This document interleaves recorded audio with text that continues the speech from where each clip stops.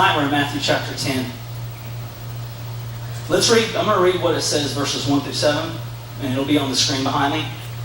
Now, I'm not sure, it may be the exact same translation, I'm not positive. But anyway, I'll just read it from the screen so we're all looking at the same thing. And he called to him his 12 disciples and gave them authority over unclean spirits to cast them out and to heal every disease and every affliction.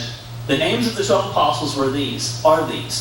First, Simon, who's called Peter, and Andrew his brother, James the son of Zebedee, and John his brother, Philip and Bartholomew, Thomas and Matthew the tax collector, James the son of Alphaeus and Thaddeus, Simon the Canaanian, and Judas Iscariot, who betrayed him. These 12 Jesus sent out, instructing them, "Go nowhere among the Gentiles and enter no town of the Samaritans, but go rather to the lost sheep of the house of Israel, and proclaim as you go, saying, the kingdom of heaven is at hand."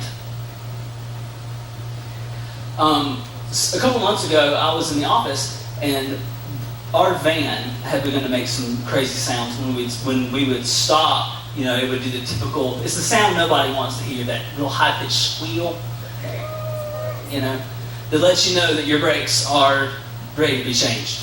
And so I go to the office and I call the mechanic, how much it's going to cost to change my brakes, and he tells me. And I mentioned to Mark Cunningham. You guys know Mark, he's our worship pastor, he's the guy that leads on Sunday mornings. I said, "Hey man, I got to go take my car to the shop. Do you think that you could pick me up and bring me back?" He was like, "Why are you taking your car to the shop?" I said, "I got to get my brakes changed." He was like, "Just your pads changed?" I'm like, "Yeah, or your brake shoes or whatever they're called, I don't know." But he was like, "Just that?" I was like, "Yeah, it's just basic brake repair."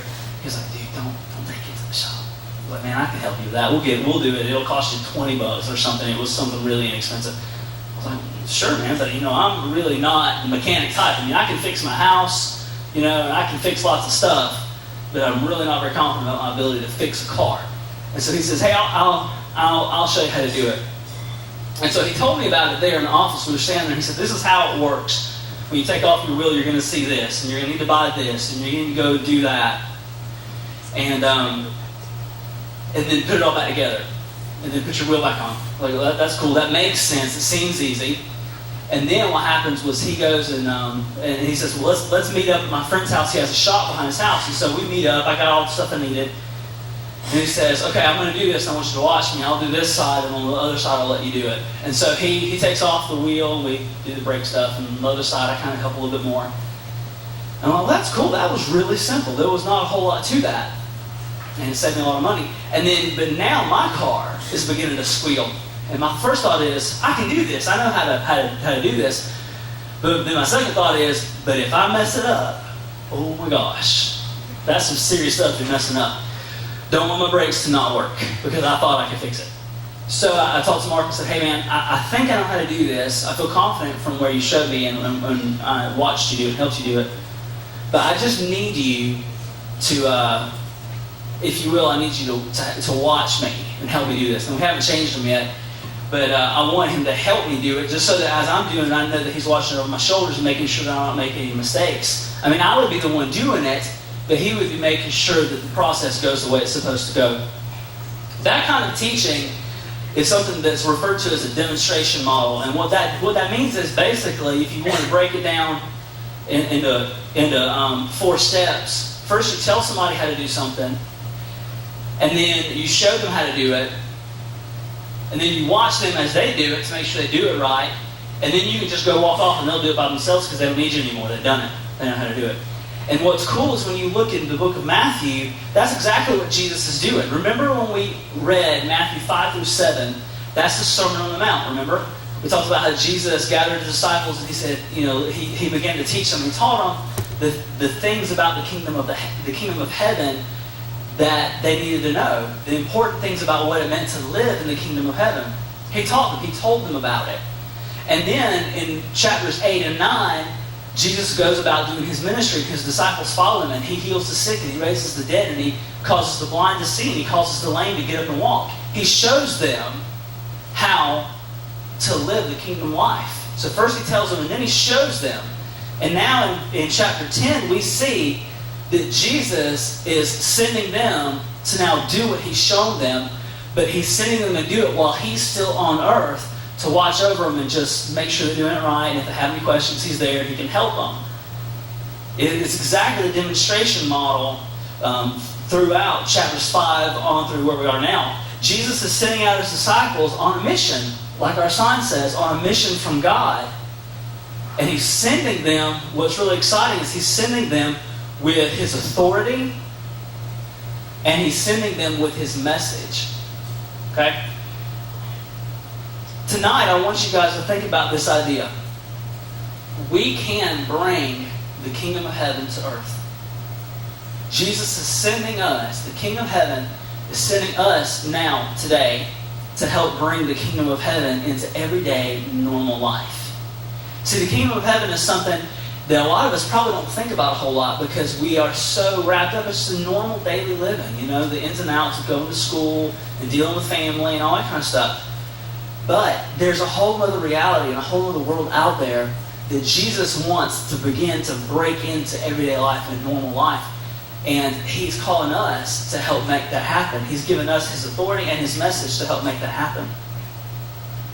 In this passage, Jesus takes his disciples and he tells them, he says, go nowhere among the Gentiles and enter no town of the Samaritans, but go rather to the lost sheep of the house of Israel and proclaim as you go, saying the kingdom of heaven is at hand.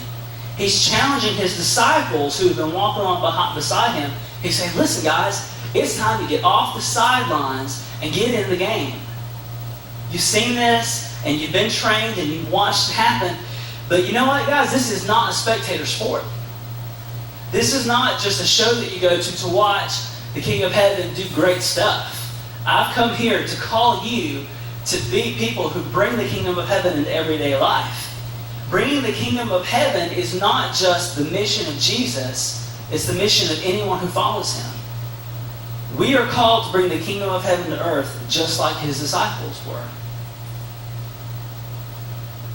It's crazy. I know it sounds radical to think that we today in the 21st century have been called by Jesus the same way these guys were to bring the kingdom of heaven. We tend to see these guys and think, oh, well, they're, big Bible figures. Of course God's calling them. I mean, look who they are. They were just like us. They were normal people with normal jobs, with the normal kind of hang-ups that everybody has. Some actually had worse hang-ups than the majority of us had. But God picked them out and said, I want you to be people who bring the kingdom of heaven and break through the dullness of everyday life to bring the kingdom of heaven today. We are called to bring the kingdom of heaven to earth just like the disciples were. If you read through the scriptures, there's a passage where it talks about the disciples being brought before some leaders, and they say, these are the men of whom it's been reported that they turned the world upside down. These handful of guys, God used them, and literally it wasn't just these 12, there were more than that in the grand scheme of things, but still it was such a small amount of people, less people that go to our church, that God really began to push through to turn the world upside down, and they did that. They totally radically changed the environment of the whole world in just a few decades because they were passionately in love with Jesus. And they went into the world with his message and with his authority, and they saw things happen. They turned the whole world upside down in just a few years.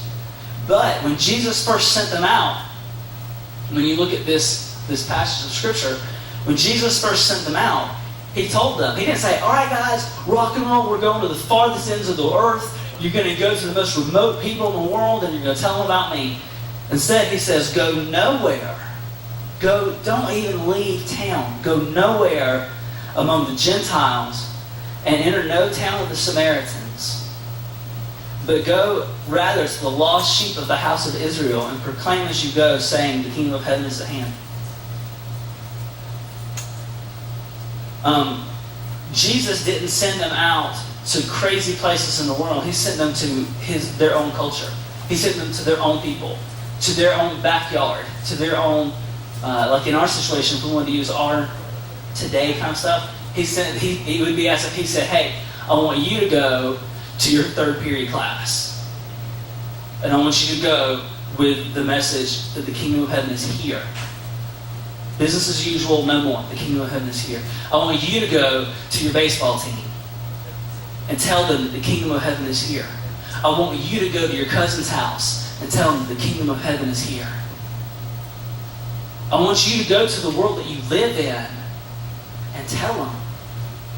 You are on a mission from God. You are a missionary, but not the way we normally think, out in the outer skirts of, Mongolia or something, We're talking everyday life. Because the kingdom of heaven is here. It's not in the remote parts of Africa. The kingdom of heaven is in Moultrie. The kingdom of heaven is in this room. The kingdom of heaven is in your advisory. The kingdom of heaven is in your PE class. The kingdom of heaven is here. And God wants to break through in your life.